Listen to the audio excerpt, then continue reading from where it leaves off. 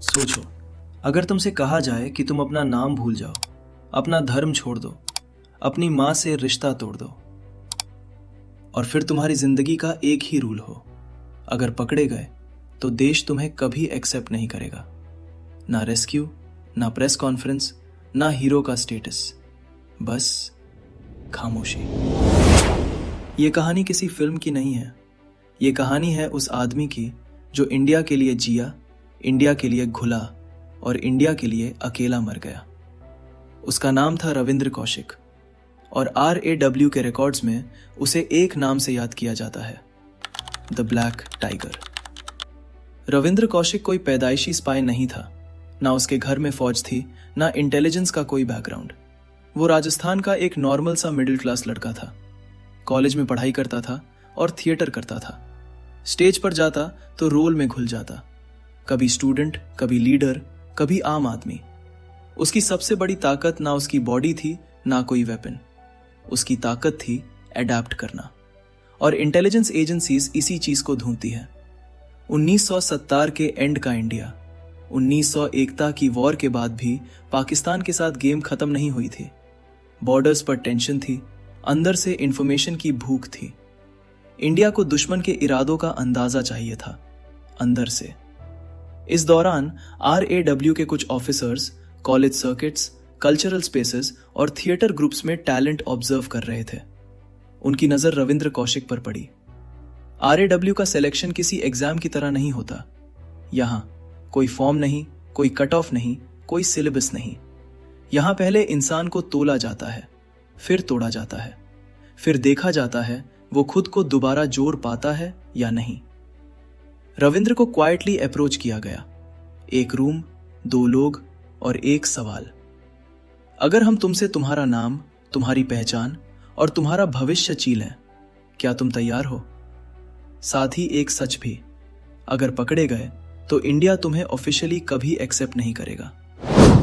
रविंद्र ने वक्त मांगा, घर गया, मां से मिला, पर सच नहीं बता सकता था।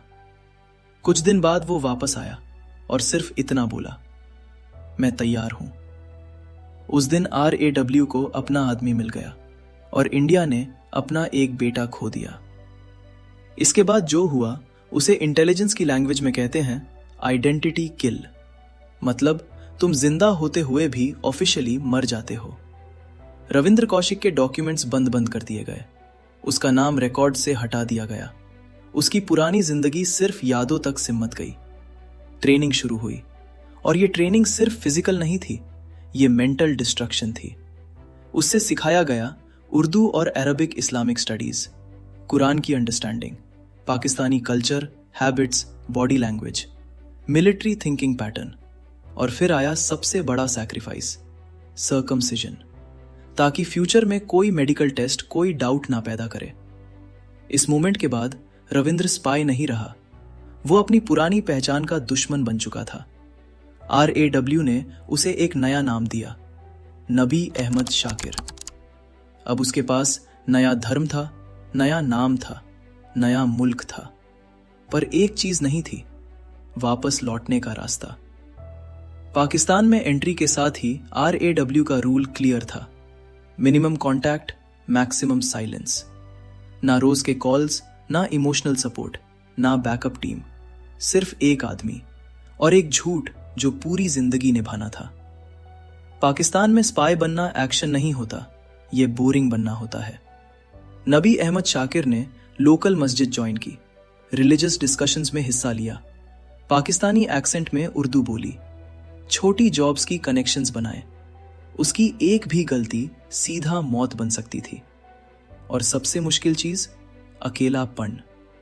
वो मां से बात नहीं कर सकता था, अपने देश का नाम नहीं ले सकता था, अपनी असली पहचान किसी को नहीं बता सकता था। रोज ऐसे लोगों के साथ रहना जो इंडिया को दुश्मन मानते थे, और रिएक्ट भी नहीं कर सकना। ये एक्टिंग नहीं थी, ये सेल्फ इरेजर थी। RAW का गोल क्लियर था, सिर्फ इंफॉर्मेशन नहीं, सिस्टम के अंदर पोजीशन। इसलिए नबी अहमद शाकिर को गाइड किया गया पाकिस्तान आर्मी ज्वाइन करने के लिए। यह डिसीजन सुइसाइडल लगता है, पर इंटेलिजेंस वर्ल्ड में यह अल्टीमेट एक्सेस होता है। उसने अप्लाई किया पाकिस्तान मिलिट्री एकेडमी के लिए। Medical tests, background checks, religious verification, हर स्टेज पर जिंदगी दांव पर थी और फिर वो सिलेक्ट हो गया। एक इंडियन लड़का ऑफिशियली पाकिस्तान आर्मी के ट्रेनिंग सिस्टम के अंदर था। यहीं पर इस कहानी का पहला हिस्सा खत्म होता है।